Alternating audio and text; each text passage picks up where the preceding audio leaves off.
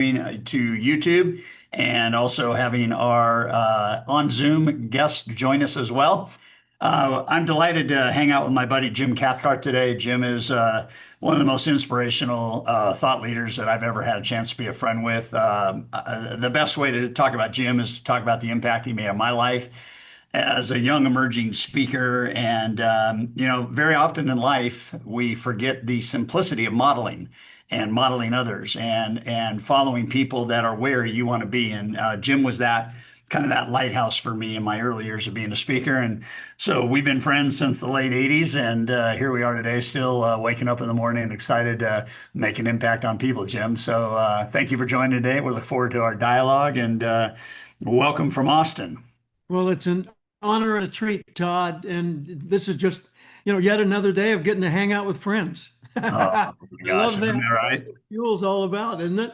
Yeah, yeah. Keep the And fire burning. I want to say at the very start that if you're a leader and you are on this and you have a team, you can do two things. You can invite your team every single week and you can replay this for your team. And leadership is a decision, and at some level, which is actually kind of our emphasis and our kind of the angle we're taking today, is that you may not even have a title leader, but you are a leader. And at the very least, you're leading yourself. And at the very most, you're leading others. And so you may not be in charge. You may not be the ultimate decision maker. You may not think you have maybe some of the power that you do have. And so we're going to have this dialogue about how to lead when you're not in charge. So you're not the divisional president, you're not the CEO, you're not the final rubber stamp on things, but you are a leader. You're a leader in and amongst your team. You're a leader every day when you wake up.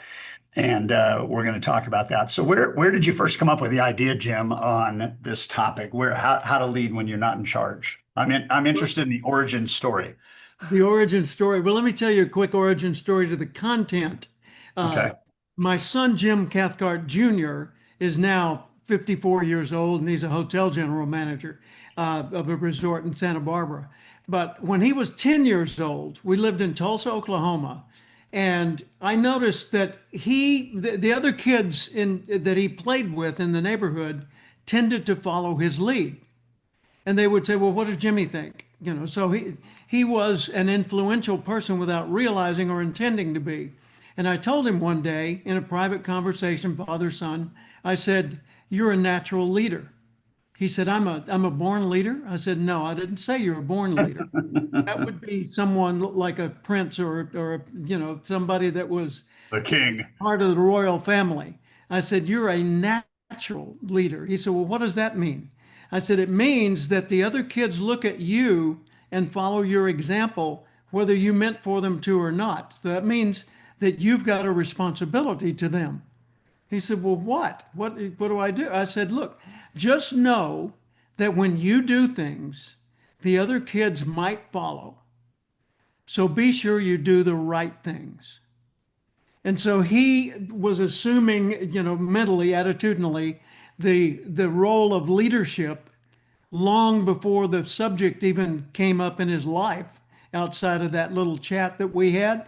Well, a lot of us are or could be natural leaders in the context in which we operate, whether it's in our home or, like if you're the big sister, big brother or somebody, that's kind of an implied leadership role that's not official. It, at family meals, just with the questions you ask, it's the topics you bring up and the way you're addressing a topic. So in everything we do, we have the effect or the ability to affect outcomes or to influence points of view, attitudes. Right. And it comes from the words we choose, from the way we participate. When I moved from San Diego, California to Thousand Oaks, California, many years ago, year 2001, in the new community, a guy said, hey, you're the speaker guy, right? And I said, yeah, this was at a restaurant. He said, well, my boss on a volunteer board of directors for the Boys and Girls Clubs has a speech coming up to the city council. And if he gets the speech right, we get $1 million donation. would you be willing to coach him? And I said, sure, have him over in my house. Well, I didn't realize what a big deal this guy was, or I would have gone to him. But anyway, he came to my home. We sat out in the backyard by the pool, and I walked through his presentation with him. He left and gave his presentation a few days later, and then he called me. He said, I owe you a meal. I said, how's that? He said, we just got $1 million. Thank you for your help. And now over the meal, a few weeks later, a few days later, he said, would you be willing to advise our marketing committee from time to time? Sure. Well, that led to me being on the marketing committee, which led to me chairing the marketing committee, which put me on the board of directors. And as a member of the board of directors, I participated really well in the meetings, and they liked the comments and the way that I was kind of uplifting the conversation and focusing more on the goals we were all seeking.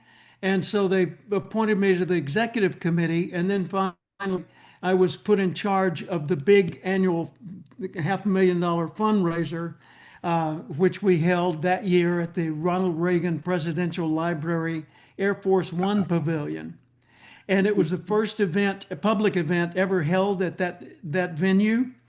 Ronald Reagan's wife, widow Nancy, was presiding over a luncheon for the donors. And then they opened the doors for us, and we held our event that evening. Wow. Now, all this started with, yeah, I'll coach your guy on a speech, Well, right? I think the beauty of this is, and I was just on another call talking about the power of one relationship can change everything.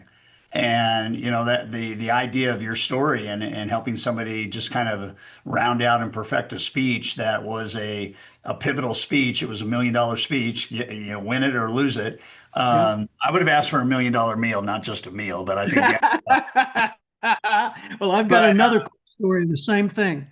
San Diego, years ago, during the Christmas season, it got unseasonably cold for San Diego, and the homeless people were in danger of dying of frostbite or yeah, whatever. yeah, And so they opened up the convention center and a few other venues around the county for the homeless people to have a shelter. And my sister was living with Paula and me in San Diego at the time. And we all decided at her suggestion to go down and volunteer at one of the homeless shelters. It was during the Christmas holiday, so the spirit was in the air. So we went down, and the place at the convention center downtown was chaos. yeah, We had a bunch of volunteers showing up, and no one who was there on the part of the city knew what to do with them. So they were saying, I'm sorry, we've got all the volunteers we need. Well, there were dozens of other facilities around town that needed volunteers during the holidays, but these people were being told, sorry, go home, thanks for coming. And I said, I made a few suggestions. And then I said, would it be okay if I greeted these people and redirected them and did, yeah, yeah. okay.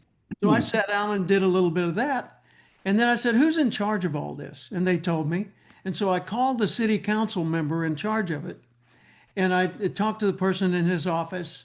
And I said, here's what I suggest you do. Get a directory of all the places that need volunteers and da da da, So I made my recommendation. Well, about 4 days later, I get a call from the city councilman himself, Mr. Cathcart. That was really good what you did the other day. I appreciate your input. Oh, you're welcome. Hey, we've got a committee that's in charge of dealing with the homeless population in San Diego. This was back in the 1990s, I guess. He said, would you mind attending a couple of committee meetings? Well, next thing you know, I'm advising the city council. Yep. Leadership, baby. Oh my gosh. Well, we could tell stories all day long, but that's the evolution of leadership, right? And Exactly. and when you lead personally, you will lead outwardly, and you have these opportunities. And we're going to talk about four things today specifically. Jim's a leadership expert. He's also the engine and the innovator behind relationship selling, and I followed that advice. Early in my career, I had somebody today on a webinar that asked me, "Does relationship selling still work?" And I said, "It'll always work. It'll always work." And she goes, "How do you know it?" And I go, "Well, I had one relationship in Australia, and when I landed on June 11th in Sydney, I had 32 appointments set up, and I had never met any of the 32 people I was meeting, but I had one relationship in Melbourne, Australia that knew everybody I needed to meet with. Yes, relationships still work. Absolutely. Yeah. So, but anyway, so how to lead when you're not in charge. And we're going to have a kind of an evolving conversation. I want you guys in chat to just feel active. If you have a question for Jim as we kind of roll through this, feel free to just post that in chat. I'll keep my eye on it. If you are live streaming with us on YouTube, enjoy that chat over on my side and so on and so forth. So, Jim, we have four different things we want to talk about. Let's begin with the idea of not being in charge. You're in charge of you, but you're not in charge of, you know, a division, a branch, a cubicle. Right. You don't have leadership on your card or anything like Don't that. have decision-making power. Yeah. Yeah, yeah, yeah. So let's talk about one of my most enjoyable topics, leading meetings with challenging people or just leading challenging people. Yeah. Well, let's take the challenging people and get a definition on. Well, first off, let's define leadership. Yeah, Leadership is influencing outcomes through people. right. That's all. It's influencing outcomes through people. And you can elaborate on that all you want, but it boils down to that. Because if you're not causing a behavior change, chances are you're not leading, or an attitudinal change, which would show up later as behavioral change. Okay.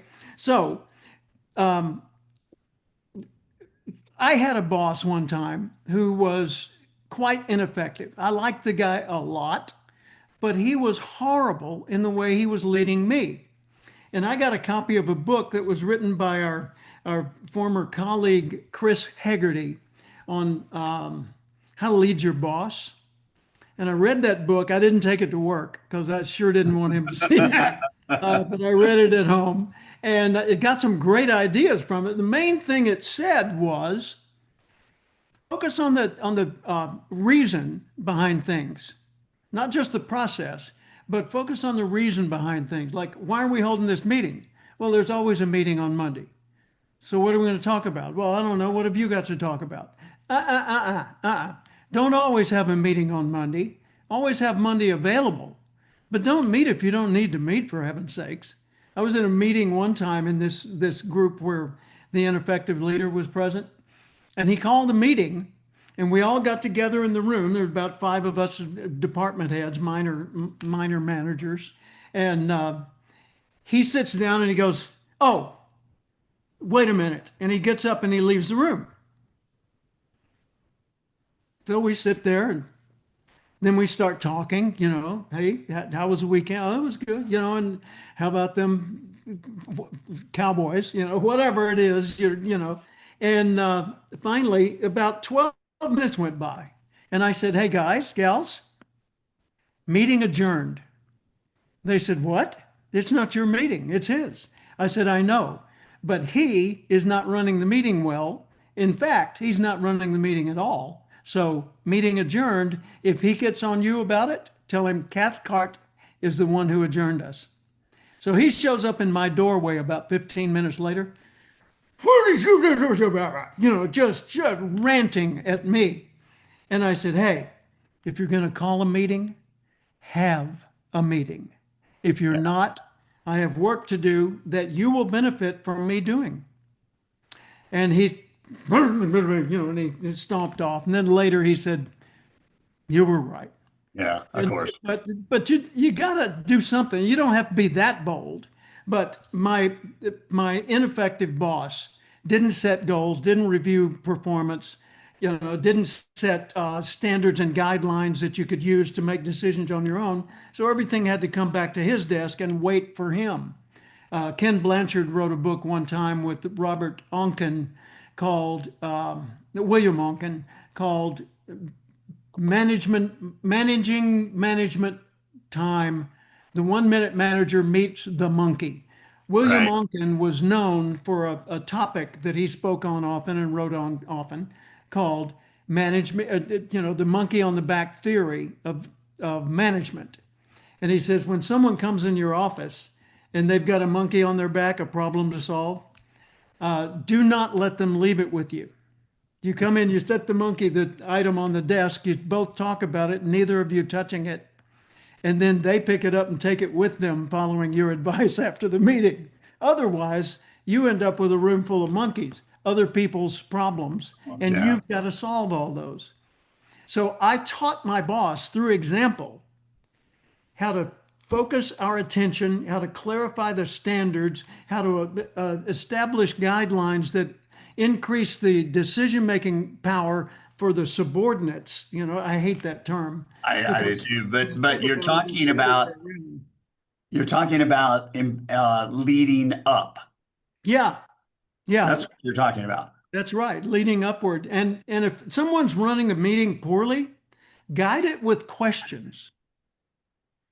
So you can say, you know, let's say things have drifted off into the shiny object syndrome. Someone says, hey, well, you know, what about the lawn sprinklers in front of the office? Oh, yeah, you know, those have been a problem. And now then you got 5 or 10 minutes of an important meeting devoted to a trivial or a non-relevant item. You say, guys, I have a concern. This is your magic phrase, by the way, for everybody. I Magic is have coming a up. concern. I have a concern.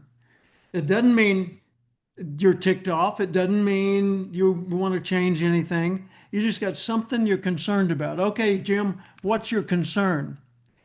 I'm looking at the clock and we've got 23 minutes left for this meeting and three items that really have to be decided. And if we talk about those sprinklers on the front lawn, we're going to eat up our time. Well, I suggest that we have Todd follow up on that and get back to you later. Good idea. Will you do that? Yeah, thank you, Todd. Now then we're back to the main meeting. I have a concern. Yeah. There's, I think our mutual friend, Patrick Lencioni wrote a book called Death by Meeting. Mm-hmm. And some of the stats are in that book are that meetings in and of themselves, about 9 out of 10 are not needed. And, that- Exactly. and almost all of them have the lack of clarity, purpose, and what is the outcome when this meeting is over that we're going to, that we're going to move and achieve and move towards. So crazy, crazy, crazy stuff. Before you Okay, ask your okay, next question, I want to tack an addendum onto that, okay? okay, go. So when you're in a meeting, if things are drifting off topic, then if you're the person who keeps bringing things back to the main topic, then other people will notice that and other people will start following your lead. You're always leading by example. And it's like Cavett Robert used to say, no one's completely useless. You can always serve as a bad example. Uh, but when I go into a meeting, for example, let's say it's not my meeting, someone else is running the meeting, and I come in. Of course, I'm going to be on time or a little bit early.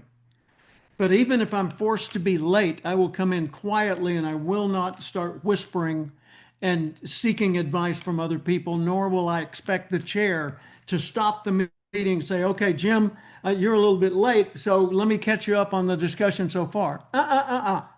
I knew what the time of the meeting was. And if you say, hey, by the way, you know, we're going to start in just a few minutes. We're waiting for some folks. Were they aware of the meeting time and place? Yes. Did they get the same advance notice the rest of us few got? Yeah. Then you choose to punish us for showing up on time and reward them for showing up late. No, that's not it. Yes, that's what it effectively is. Because if you delay the meeting past its beginning time, then people will realize, oh, Todd didn't start meetings on time. No, we got a few minutes. Let's get a cup of coffee on the way there. So now then your people are getting later and later and later. But if your meetings always start on time, if your meetings always end on time, and you say, yep, we ran out of time, but let's take that offline and I'll talk with you about it as we walk back to our offices. You start doing things like that, it sets expectations for other people. I did a program published by Nightingale Conant Corporation several years ago called Meeting with Success. And it was like Patrick Interesting. Lencioni's, you know, it Yeah. was the same sort of a thing. But the point is, if someone in that room is constantly bringing the discussion gently and tactfully back to the subject at hand, then others are going to notice that And in many of the boards and committees I've sat on, they've nominated me to be the chair of it, whether I wanted to be or not. And in some cases, I declined. So, your influence is going to be felt, even if you're sitting there yawning. I have a friend in Texas that owns, I think it's Timber Capital, and he had the conference table and all the chairs removed from his office because he found out that they were just using way too much time to make decisions and whatnot. And so now he has 15-minute stand-up meetings, and that is the standard in the office. No matter who's going to call a meeting, it's going to be 15 minutes. It's going to be stand-up, and we're going to get back to business. And I liked it when he did that, right? So Yeah. Donald Rumsfeld, when he was Secretary of Defense, did the same things. yeah, yeah. Stand-up meetings. Yeah. Yeah, yeah. So, all right. So we're talking about challenging people, and we're talking about meetings, and I think you said some very very good things there. Let's move to leading teams, and let's move to leading teams to effective decision making. You and I would both agree, and everybody watching and viewing would agree that our decisions, good or bad, define us. And so the key to life is making as many of the right decisions as you can. And it's not 100% possible, but why don't you go off on this topic, because you you have an opportunity in any organization to make decisions and make better decisions, and both personally and professionally. So I'm very interested to hear what you have to say about decision making. Thank you. I had the privilege of collaborating with Spencer Johnson, co-author of The 1 Minute Manager, Yep. author of Who Moved My Cheese, among other many Yeah. successful books. He wrote a book called Yes or No: The Guide to Better Decisions. And he gave me a draft of it, and I called him and made comments on it. He said, "Man, I've gotten better feedback from you than many of the big thought leaders I've run this by. Would you be interested in collaborating with me as a co-author of the book?" Well, yeah. So I flew to Hawaii and spent a week at his home. And we went through this decision-making structure. And when he published the book, we had changed our mind from the co-authorship because I didn't want to do things exactly his way. So we just agreed to that I would be acknowledged in the front of the book and I would be able to teach it, but didn't do the co-authorship. That's fine. But it all starts with the main idea. What is it we're dealing with? What is the problem or the issue or the decision to make? Like if, let's say, Todd Duncan Enterprises moves to, and let's keep you where you are, but you're moving from, let's say, California to Las Vegas, and you're sitting down with your leadership team, and you're the guy in charge, and you say, "Okay, folks, we're moving to Las Vegas." And they say, "Hey, we like it in La Jolla. We don't want to move to Las Vegas." You say, "Yeah, but Las Vegas got a lot of benefits, so we're moving to Las Vegas." And well, where are you going to put the headquarters? Well, and someone in the room says, "Excuse me, can I pose a off the wall question?" Sure. Do we need to have a headquarters? Well, wait a minute. Of course well, I never thought about that, but maybe we don't. Maybe we do all satellite things. Some of you don't need to move. You commute remotely. All of a sudden, Todd's saving the company hundreds of thousands of dollars in real estate costs and other things and moving and all that by just approaching the question a little bit differently. So what is it we're really seeking to do? Well, Todd wants to move to Las Vegas. Fine. That doesn't mean everybody needs to move. As long as the functions still get performed at the quality level they need and the people feel the sense of connection, which these are the rocks, right? Right. Once those rocks are solid, you can build in any kind of a way you want to. And so, okay, could we combine the headquarters offices, executive offices, with a residence or in the same building or in a, executive suites? And you start exploring it. So what's the main issue? Why does that matter? who does it matter to? If it's not everybody, then it doesn't affect everybody, or it shouldn't. Okay. And then, is it urgent or is it simply important? If it's simply important, you can delay the decision till later. If it's urgent, you need to make it quickly, but you need to make it well. And it doesn't need to be a permanent decision or a permanent commitment at first. So just take the whole thing and re-examine it from a practical decision point of view and then a personal decision point of view. Personal, how does it affect me? How do I feel about it? How others feel about it? That sort of thing.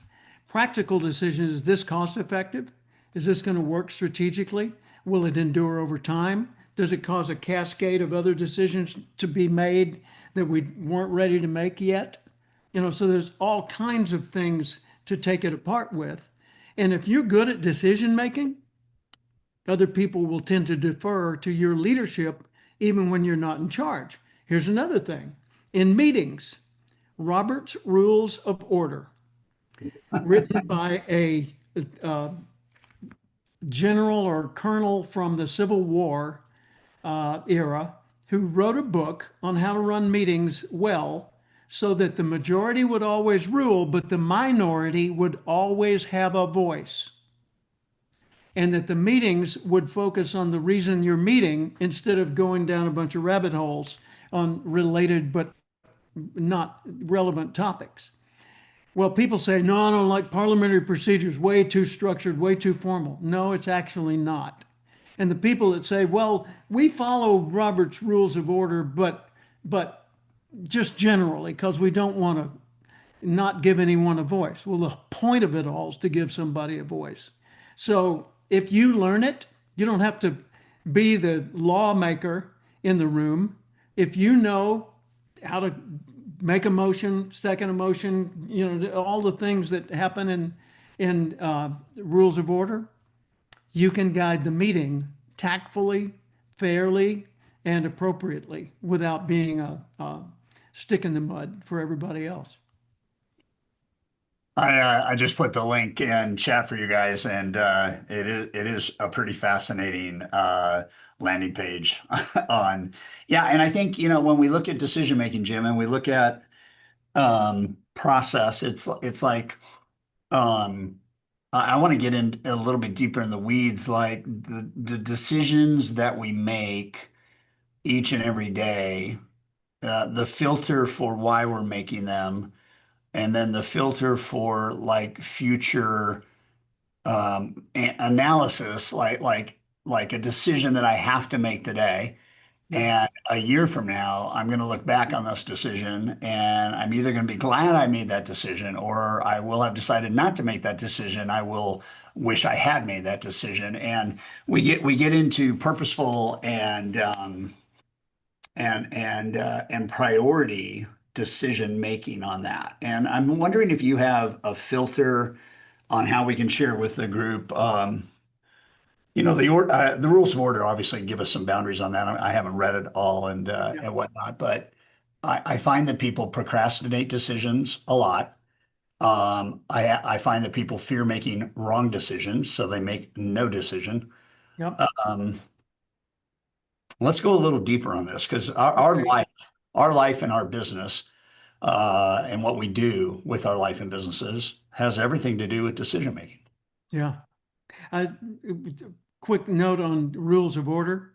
Yeah. This is a guide, parliamentary procedures at a glance. It's an old document from many, many years ago. And that's the whole thing right there. Okay. And it's got a matrix on the back that tells you what supersedes what so that you know. Well, people look at Robert's Rules of Order, they see the book, and they think, Yeah. oh, Lord, it's going to take. No, it's a very simple little structure and it can be learned easily. But the same thing's true for decision making. The main thing is to determine what is the decision that's actually being made. Like Tony Alessandro and I were business partners for about 5 years, and we accomplished every goal we set. Man, I mean, all our dreams came true. We were so happy. and we did our annual 2-day strategic planning retreat. We got a hotel room locally in San Diego at the time, and brought in a flip chart. And we would start with breakfast and go all the way through sitting there in the evening and reflecting on the day. But on that, we would look at what's the most important thing? Why does it matter? What if that weren't true? What else matters? Okay. Who does this affect and how? Is that the way it ought to be, or should we reconsider that? So everything was on the table for Tony and me every time. So we do this for 5 years. In the fifth year, we're going through the decision process, primary purpose, background, related goals, mission, vision, values, all the usual things you do in a strategic planning. And we realized that we pretty profoundly disagreed on where to go next. And we posed I don't remember which one of us brought it up, but we posed the question, should we remain in a partnership? Mhm. And the answer was no. But I still love you. Well, yeah, you're my best friend too. But, we're executor of each other's will, for heaven's sake. So, but, well, if we're going to, and that started a whole cascade of decisions. Should we remain partners? No. Well, then, okay, what are the implications of all that? And we got down to little things like, so who gets that cabinet? Well, I like that cabinet. Well, so do I. Okay, who gets the phone number? All right, who gets the website? Who gets, and which employee goes with it? So all those decisions, if we hadn't been clear on our mission, vision, values, standards, what we believed in and stood for, if that hadn't been clear and we weren't, if we weren't committed to each other's success independent of our own, then the rest of it would have been very difficult. But as it was, we did it pretty quickly and pretty effectively. We went through about 2 years of post-divorce apprehension, but after that, that was all settled, and we're back to where, we take vacations together and stay in each other's homes and all that. But that mission, vision, values, and beliefs, that's at the core of everything for Right. decision making. Yeah. Yeah. So it's the filter, right? It's a filter through which decisions are made. Yeah, My Walt Disney's brother Roy said, when your values are clear, your decisions are decision easy. making is easy. Yeah. Yeah, yeah, I remember that quote. My one of my studio producers just brought this in, and he's referring to the Golden Nugget hotel chain. And he said that one of the comments in working with him is most meetings spend 97% of the time on a problem. Imagine your meeting spending 3% of the time to identify the problem and 97% of the time on solutions. Boom, Yes, boom. absolutely. Yeah, Absolutely. yeah. Yeah, So, I did a series of meetings where I had nobody on a committee and I had a big event to be in charge of. By the end of the year, I had 70 volunteers on my committee. And every meeting we held, including the first one, which was me and two other people, was held at 4 p.m. on a Tuesday, and it adjourned at 5 p.m. on Tuesday. And we never started at 4:01, and we never adjourned at 5:01 or later. And so they came to know that if you're going to meet with Jim, it's going to be on time. I wasn't mean about it. I was just disciplined to that time structure. At the first meeting, I said to the two other people, I said, "What's the main issue?" They said, "We've got to plan this big gala event." And I said, "No, we've got to build a committee of people who can plan the event. So your task for this week is to go out and find the other people that ought to be on this committee and invite them to next Tuesday's gathering to audition us to see if they want to be part of this." right, right, And so we did that. And every time we met, I would say, okay, is this executive work or is this committee work? Because executives make decisions on the big things that move the needle. Committees make decisions on the smaller things that are how you move the needle. right, right. What color are we going to paint the new office? Sorry, not in this meeting. Yes, it matters, but not in this meeting. Right, Well, who right. gets the corner office? That's a private discussion. Let's go back to the main thing in this meeting. Should we be downtown or in the suburbs? Yeah, Right? yeah. Good, good, good, good stuff. All right, we got a couple more to kind of power through, and so we've talked about leading with challenging people, both meetings and just challenging people in general. We've talked about leading teams and effective decision making. Now let's move into leading during difficult circumstances. And what are your thoughts on and stories on? I think a lot of people have mastered the art of conflict avoidance. Yeah. And one of the things that I know as a leader is the longer you avoid something that is a priority, the more important that thing probably generally becomes rather Mhm. than goes away, right? So how do we lead ourselves and how do we lead with style and grace and sometimes force and purpose in difficult circumstances, whether they're conversations or decision making, not decision making, difficult conversations or I mean, just leading through difficulty. Yeah. I was brought in as a consultant for a group whose board of directors had been sort of commandeered by two people for better part of a decade. And these two people were not interested in growing the organization. They wanted to sustain their role as being the two people in charge and getting all the perks that go with that. And whenever they would hold meetings, it'd be an old boys network, sort of, that kind of an atmosphere. And they'd sit around and tell stories and have expensive cigars at the organization's expense and then go home. And so I was brought in by one of the board members who saw this as a problem. And they said, Jim, would you teach us how to run better meetings? And while you're at it, teach us how to be an effective board of directors, knowing going in that we are currently highly ineffective, very dysfunctional. And you're going to have two people at least who are resisting you right off the bat. So I came in humbly, talked about, documented my case, talking about how wasteful most meetings were in the world, and made the case. And some people in the room were rolling their eyes, saying, "Yeah, that's us too." And so I said, I don't know if you guys are guilty of any of these or not, but these are the ones that'll kill you. And I emphasized those anonymously, so to speak, because I'm not pointing and blaming. And then I said, what we've got to do above everything else or beneath everything else is get clear on what we are committed to. What's the purpose of this organization? Why does it exist? And then we can decide how it should be run. And so I was able to approach it that way. Another time I was brought in, they said, Jim, we want you to lead a strategic planning retreat. We've got 19 members of our board of directors. One side of the room is all the old school, the other side is the newer crop, right? And we're all directors, elected directors from all over the country. Last year, we hired a consulting firm that does strategic planning to come in and lead our retreat.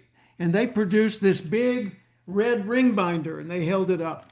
And it's like this thick, Todd. I mean, it must have had 100 pages in it. And they said, it's got, mission, vision, values, roles, responsibilities, checklists, guidelines, all that kind of stuff, schedules and so forth. I mean, it's really, really complete. And nobody will use it because it was developed by people hired by the new guys, and the old guys won't touch it. And so it's just sitting on a shelf. So they gave me that to look at, and it didn't need any revision. All it needed was the commitment of the group. So I walk into the meeting and I said, okay. I said, I did whatever warm up I do. And I said, I got a question for you. What was it that caused you to get into this profession in the first place? Silence. So I'm letting them think for 30 seconds or so. Finally, this one guy from the old guys group, he says, look, We all know why we got into this profession, all right? You were hired to lead the strategic planning retreat, so get on with it. I said, duly acknowledged. I turned around, I picked up a big red ring binder that they had given me. I set it on the table in front of the group and I said, mission accomplished. I'll send you my bill. And they sat there in shock. And this guy said, we're not paying you. I said, okay, don't pay me. But if that's what you want, you've already got it. I said, now, if what you want is everybody in this room to get committed to making that a reality, to turning this thing around and really bringing life back into the organization, then I'm your guy. But if not, I'm out of here. So I started packing my gear. And I was literally willing to walk out of that Yeah. room and walk Yeah. away from more than $10,000 in fee. And as I'm packing, guy on the young kids side of the room, and of course they would be face off, right? The way they seated, not intermingled, which would make more sense. Right. So they're adversarial and physical. Anyway, he says, hang on a minute. The reason I got into this was my grandfather, and he told a touching personal story. And if you guys don't remember that, then I'm leaving with Jim. And another guy spoke up, and another guy spoke up, and all of a sudden we had a horse race. And I unpacked again, and I led the meeting, and they started following their own conclusions, and I got paid. Yeah. What a story. What a story. And I think, the interesting thing is when we realize that nothing changes till something changes, and we realize that difficult circumstances remain difficult until they're addressed, and that there is a solution for everything that is difficult. Um, People have to feel that their voice matters. Yeah, And just comments maybe for a moment on the culture of creating a culture where a leader understands that everybody's voice matters, no matter where they are in the org chart. We all have a voice. I'm thinking right now about the Gallup Global Leadership Report that came out in February, and the idea that of the top two things that 9 out of 10 people said they wanted from their leaders, one was hope and one was trust. yep. How do we lead up knowing that we have a voice? When you read the definition of the Gallup poll saying that the 66% said hope was their number one need Mhm. that they have from leaders. Um, how do we inspire people on teams to let their voices rise up so that we have this progress, we have this forward momentum. People don't feel stalled out, or they don't feel stuffed, or they don't feel their voice matters. I know it's a little bit of a departure from. No, but it's on target. It's definitely germane to our subject at hand, Yes, and yes. acknowledging the U.S. flag on the wall behind you. Uh, People say, "Well, we want to be a democracy." No, no, no, no, no, no, no, no. A democracy is where the 51% or more always dominate the 49% or less. The U.S. is not a democracy; it's a republic where we elect in democratic ways our representatives, and those representatives do the voting, on our behalf. But that's the thing. You've got to be able to get the small voices heard, which was the whole point of parliamentary procedure in the first place. So culture, there's always a culture.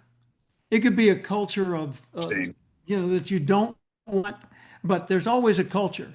And culture, when it's intentional, is a wonderful thing. So what you allow becomes a part of your culture. So if you allow meetings to start late, if you allow Fred to always be late in the meetings, or Jane to always be the cynic and say, "Oh, I want to play devil's advocate." Hey, excuse me, the devil doesn't need advocates. Well, that's just a term. No, actually, it's looking at the evil, dark, or negative side of whatever you're talking about. I'm just trying to be realistic. A realist is a pessimist who won't admit it.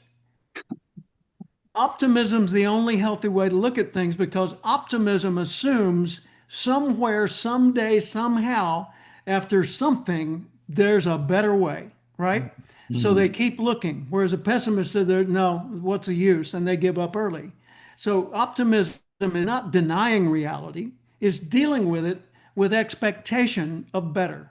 It's a Right. growth mindset.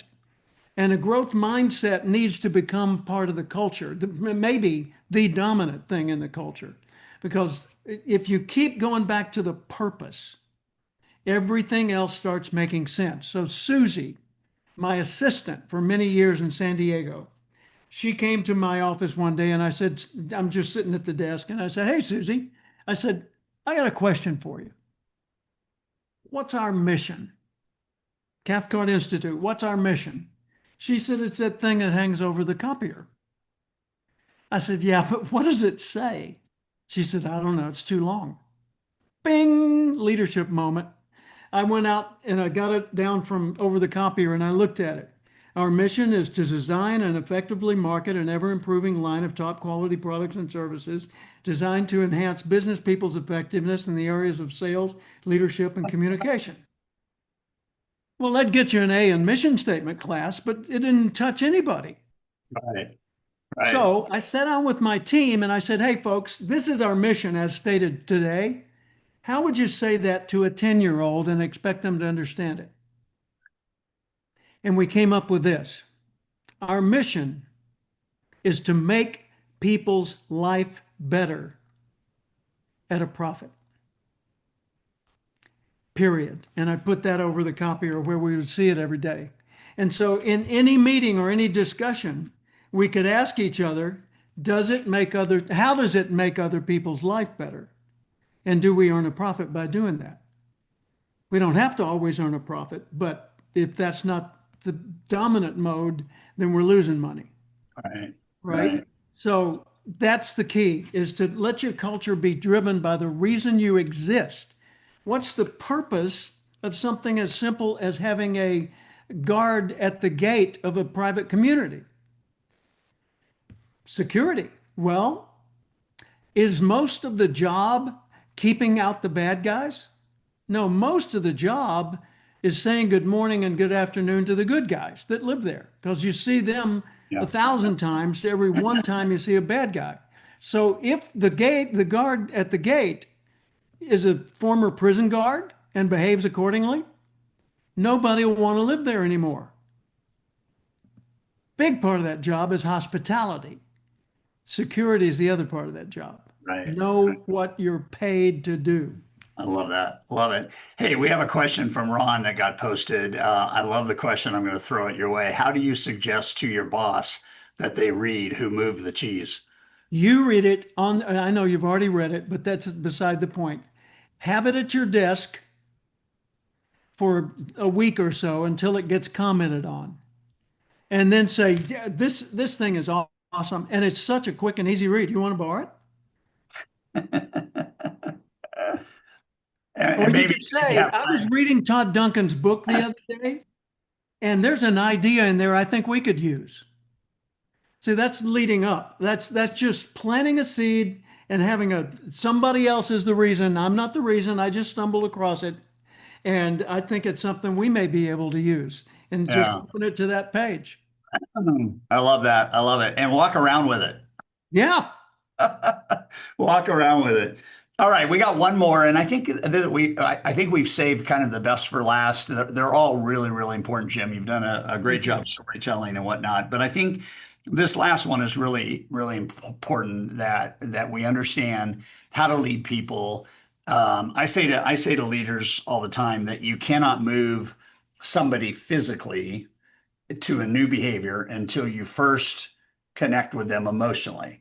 And this last point we want to talk about is how to lead people using their motives, which you and I know, and I want every listener to know, motives are built on the word motivation. Yeah. And so can you go off on this one? Because I think many, many, many, many leaders get frustrated with how ineffective they are in leading people. And I think the reason why they don't lead effectively is because we don't tie new behaviors and new disciplines to the things that matter most to the employee. So go Exactly. off on that and give us a 5 minute masterclass on this Well, piece. the key is people do things for their reasons, not yours. And we've heard that forever. Yeah, Okay. But that's literally and 100% true. Yeah, well, I just need to sell them on my reasons. No, you don't. In selling, same thing's true. People don't buy for your reasons, the ones you were telling them. They buy for their reasons. So why did you buy that bouquet of roses? Because I needed a bouquet of roses. Okay. Why did you need a bouquet of roses? Because I wanted to give them to my boyfriend, girlfriend, wife, whoever. Okay, my wife. Why did you want to give a bouquet of roses to your wife? Because it's her birthday. Well, why did you want to celebrate her birthday with, you keep asking why, like Bill Backrack's, what's yeah. important about to you, right? So, why does it matter? Because I wanted to express my love. Boom. Okay. Why didn't we start with that? Why did you buy those roses? Because I wanted to express my love. Great. Are roses the best way to do it? Would really personal, intimate listening be even more powerful? Would praise be more acceptable to this person than roses? Some people love gifts. Some people think gifts are kind of trivial, but personal praise or sincere compliments or a little private time or just human touch, different. It's like love language they talk about in couples therapy. Everybody's got their own, so to speak, love language, and same thing's true for motivation. Yeah. What are you motivated to do? I had a guy on my staff years ago. He was a surfer, and I was talking with him about his career path. And I said, "Sit down. Let's talk about where you want to go." He said, "Well, Jim," and I said, "Come on, what's up?" He said, "What if what I want to do next doesn't involve working here?" I said, "Then it doesn't involve working here. Tell me about it." Well, I want to start a surf camp. Surf camp. He said, "Yeah, business where people fly into a surfing location and I do training and coaching and we have a lot of fun and we surf for the whole time." And I said, "Do you have a viable business model for doing that?" And he said, "Not yet." I said, "Do you know a place where you might be able to learn one, like Cathcart Institute?" He said, "What?" And I said, first off, write your goal down and start developing a general business plan, and I'll be happy to work with you on it. But start thinking about how do you build a business like that, and what skills, knowledge, and habits do you need to have in place on the opening day of launching that new business? And is there a way you can do that without going deeply in debt? Start making profit right from the start. He said, "Wow." He said, "But it won't." I said, "Excuse me. By doing the work I need you to do, you will learn the skills you need to do to build your business." From that day forward, he was more motivated in working with me. Whose motive? His motive, not my motive. So by Yeah. Yeah. understanding what drove him, I was able to get more of his commitment to doing the work in my company. Well, and we go all the way back to I wrote leadership is influencing outcomes on people, and now and that was at 10:10 Not a.m. on people, in Huh? In people, people, through yeah, people. in Yeah, people, outcomes in people. yeah. And now we're at the end talking about the best way to influence outcomes in people is to get in to people's hearts and to figure out that why and whatnot. So really, really great stuff today. And you've got a lot of things that you do for the business community. What's the best way for everybody that joined us live and is on YouTube right now, and might see the replay? What's the best way for people to get a hold of you and find out the other things you do for businesses and I'm the potentially? easiest person on earth to find if you remember my name, Jim Cathcart. And it's cathcart.com website, and it's Jim Cathcart on YouTube, Facebook, LinkedIn, uh, Twitter, Instagram, name them. If it's out there, I'm probably on it, and it's under Jim Cathcart. And you made me think of one more thing. I want to throw in a quick example. Yeah. I was in Calgary, Alberta, Canada. I was there for a convention at the Four Seasons Hotel in downtown Calgary, and I went into the meeting room. This was many, many years ago. Went into the meeting room, and it was a long meeting room shaped like an oversized boxcar, a big, long meeting room. And they had it seated theater style for the length, like a bus, like going into a bus and looking down the center Yeah, aisle. yeah. So the people in after row four were not going to see what was at the front of the room. They'd just see the backs of the heads of the people in front of them. And I go into the room, and my meeting is in about 40 minutes. And I'm going to have a few hundred people in this room. And I said, are you the house man, the guy in charge of this room? Yeah. I said, we need to reset this whole thing facing the side wall so I can be up on a platform and kind of working side to side like a theater instead of like a tube. Wow. And he said, man, this is what it said in the setup. So this is what we did. So how do you lead during conflict when you're not in charge? I was not the meeting planner. I wasn't paying the bills. So I stood there for a second, and then I moved. I'm standing face to face with this guy. So we're adversaries physically, right? Even if we agreed with each other, it's a face off. So I moved so that we're standing sort of side by side looking at the room. And I said, we're on the same team. He said, how's that? I said, the company hired you to set up the meeting and hired me to deliver the message. And if my message doesn't go over, they won't just be displeased with me, they will feel less pleased with their overall meeting and might not meet here next year. Long pause. Yeah, yeah. I said, if I help you reset the room, will you do it? He said, no, I've got it. And he called his guys together and reset the whole room. Leadership. Leadership. And I like leading from the side rather than leading face to face because I can see the confrontation when you turn that way. And by the way, the generations that are coming up now prefer to be led from the side. And leadership is, helping people along. It's not pushing people along. And And you I'm don't lead this way, Todd. yeah, yeah, Yeah. yeah. All right, Cathcart.